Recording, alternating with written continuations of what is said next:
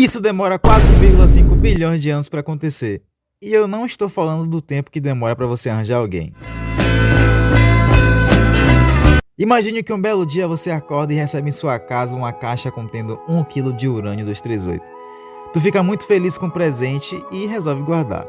Depois de dormir um certo tempo muito longo, ao abrir a caixa você percebe que agora tem apenas 500 gramas de urânio. E o pior, se passaram 4,5 bilhões de anos. É claro que você vai se interessar muito mais no porquê de haver apenas 500 gramas de urânio agora. Mas o que aconteceu com a outra metade? Por que você dormiu esse tempo todo? E por que tem um cachorro atrás de você? Muitas perguntas. Mas eu imagino que você primeiro deve estar se perguntando o que é o urânio 238, certo? Beleza, mas antes temos que relembrar o que significa o termo isótopos. Isótopos são átomos que têm o mesmo número de prótons, ou seja, são do mesmo elemento químico, mas que têm um número de nêutrons diferente, ou seja, um número de massa diferente.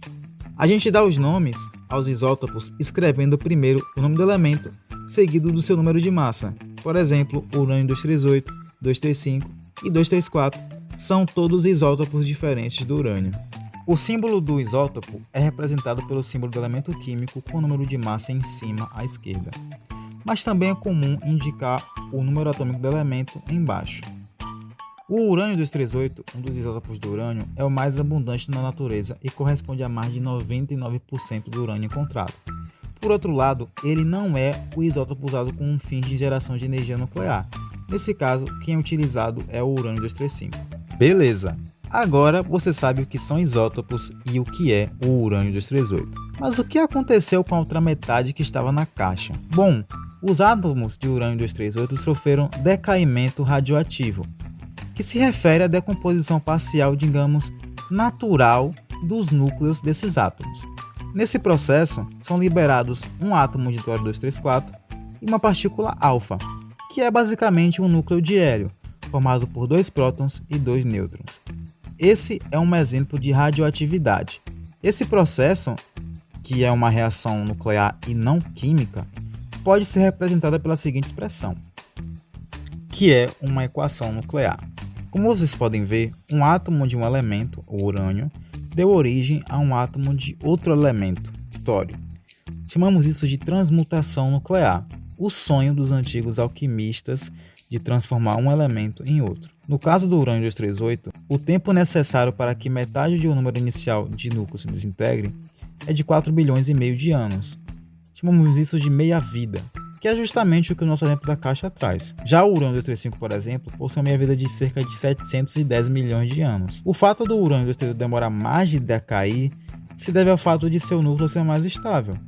Agora, a razão dos átomos sofrerem decaimento radioativo é um assunto para outro vídeo, mas por hora saiba que núcleos com mais de 83 prótons tendem a ser instáveis, que é o caso do urânio, por exemplo.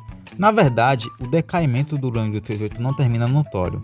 Diversos elementos são formados até que se chegue em átomo de chumbo 206, cada elemento tendo uma meia-vida diferente. Isso é muito importante, pois nos ajudou, por exemplo, a determinar a idade do nosso planeta Terra. Através da análise de rochas, é possível, com base na razão das quantidades de chumbo 206 e urânio 238 presentes nelas, estimar a idade da Terra. Se uma rocha, por exemplo, possui 50% de urânio 238 e 50% de chumbo 206, isso significa que os átomos de urânio estão decaindo há 4,5 bilhões de anos. Essa é a datação radioativa e graças a ela, hoje sabemos que a Terra tem cerca de 4 bilhões e meio de anos de idade. Isso não é massa, velho?